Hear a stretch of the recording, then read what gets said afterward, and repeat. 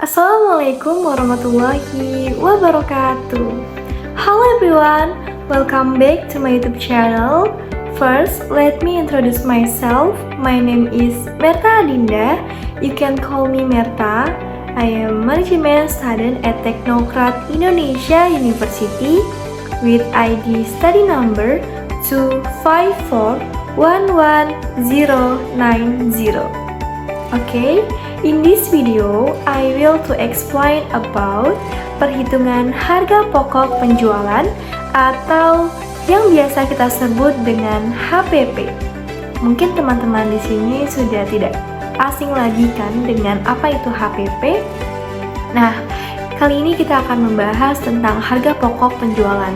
Materi ini sangat penting untuk memahami bagaimana perusahaan dagang memperoleh keuntungan. Tapi teman-teman semua, sebelum kita masuk ke pembelajaran kali ini, tentunya kita harus paham dulu apa tujuan dari pembelajaran kita kali ini. Nah, yang pertama, kita diharapkan dapat memahami konsep dasar dari HPP. Kemudian kita diharapkan dapat menghitung biaya bahan baku dan biaya tenaga kerja langsung. Selanjutnya, kita diharapkan dapat memahami cara menghitung biaya overhead pabrik dan menghitung HPP dengan metode periodik. Selanjutnya kita diharapkan dapat menghitung HPP dengan metode perpetual dan menganalisis HPP dan menyajikan HPP dalam laporan keuangan. Nah, langsung saja kita masuk ke materinya. Mungkin teman-teman di sini sudah tahu kan apa HPP itu? Atau masih ada yang belum tahu dengan apa itu harga pokok penjualan? Nah, kalau belum tahu, langsung saja kita bahas bersama-sama apa itu harga pokok penjualan.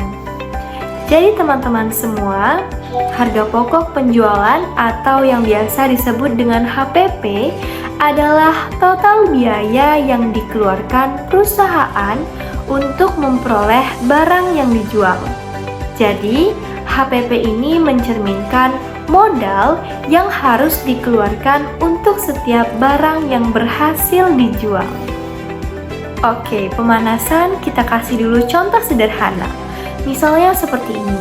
Bayangkan teman-teman semua membeli kue di toko seharga 5.000. Lalu, teman-teman jual kue tersebut ke teman yang lain dengan harga 7.000.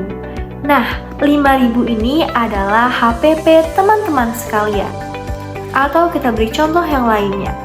Teman-teman membeli sebuah buku dengan harga 50.000, kemudian teman-teman semua jual buku tersebut dengan harga 80.000. Jadi, HPP teman-teman adalah 50.000 dan keuntungan teman-teman adalah 30.000. Nah, itulah yang disebut dengan harga pokok penjualan. Next, sekarang kita membahas tentang unsur-unsur yang membentuk HPP. Apa saja sih unsur-unsur yang membentuk tentang harga pokok penjualan? Yang pertama yaitu ada narator. Harga pokok penjualan terdiri dari berbagai unsur penting. Pertama, ada persediaan awal, yaitu jumlah barang yang sudah ada di gudang kita sebelum kita memulai jualan di periode ini.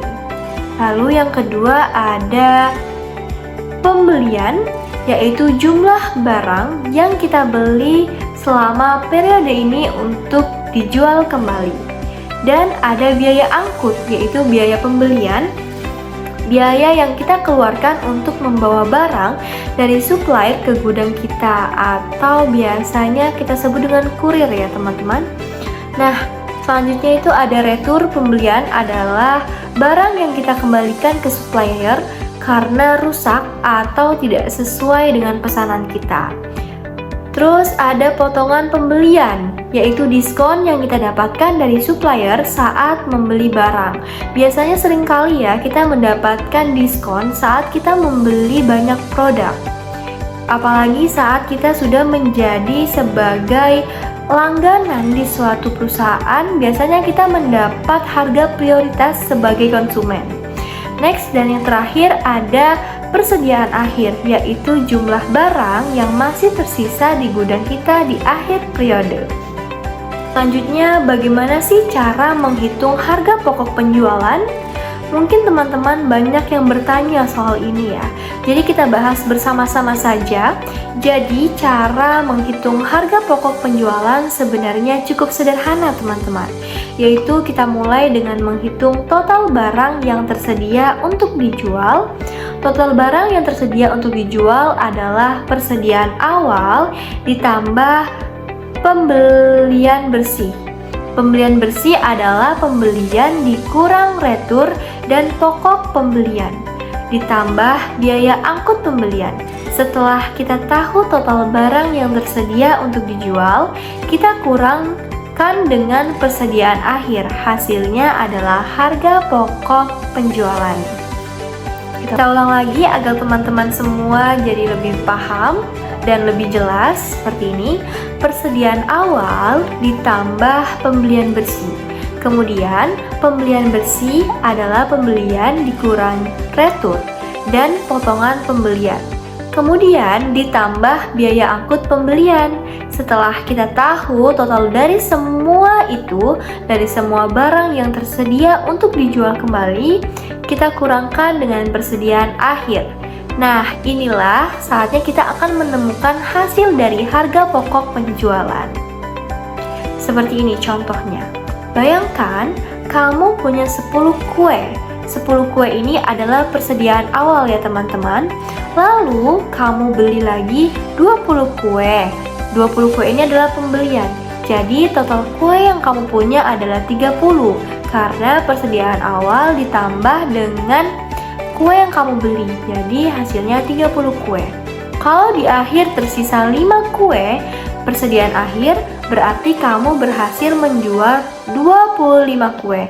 Nah, 25 kue ini adalah harga pokok penjualan kamu.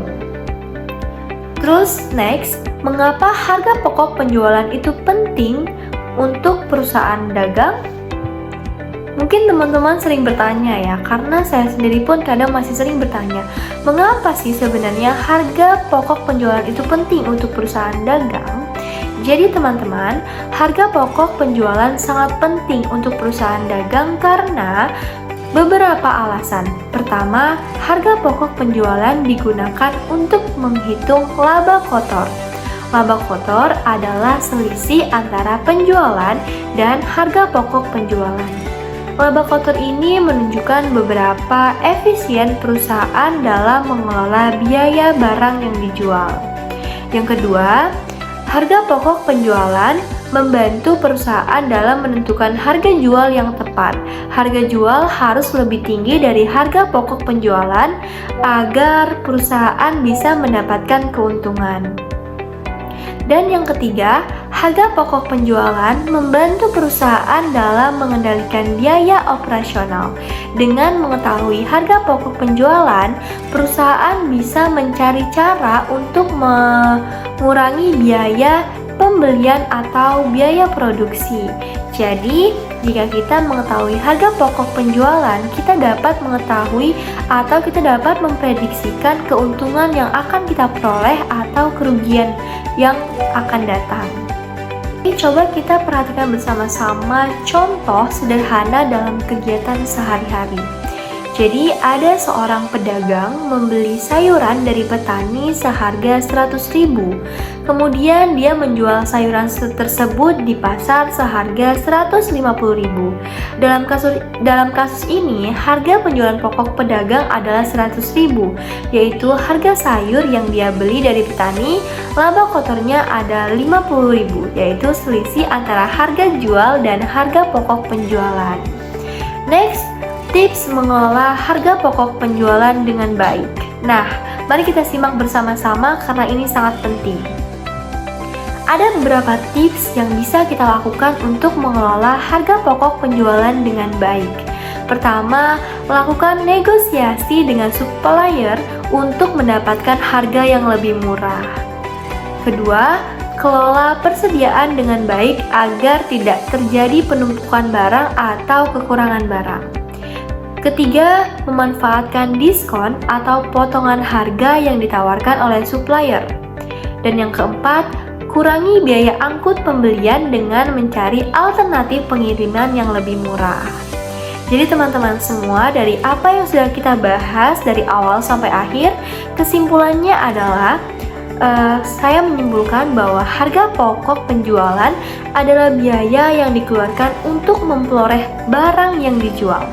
Dengan memahami harga pokok penjualan, perusahaan dagang bisa menghitung laba kotor, menentukan harga jual yang tepat, dan mengendalikan biaya operasional. Jadi, kita dapat mempertimbangkan berapa harga yang akan kita tentukan untuk suatu barang yang akan kita jual. Jadi kita dapat memprediksi berapa keuntungan yang akan kita peroleh dan berapa laba kotor yang kita dapat. Baik teman-teman semua, terima kasih sudah menonton video pembelajaran kali ini. Semoga materi ini dapat bermanfaat untuk teman-teman semuanya, dan semoga apa yang saya sampaikan mudah dipahami untuk teman-teman semuanya. Jangan lupa untuk terus belajar dan berlatih agar semakin mahir dalam akuntansi. Sampai jumpa di video selanjutnya. See you in the next video. Bye guys. Wassalamualaikum warahmatullahi wabarakatuh.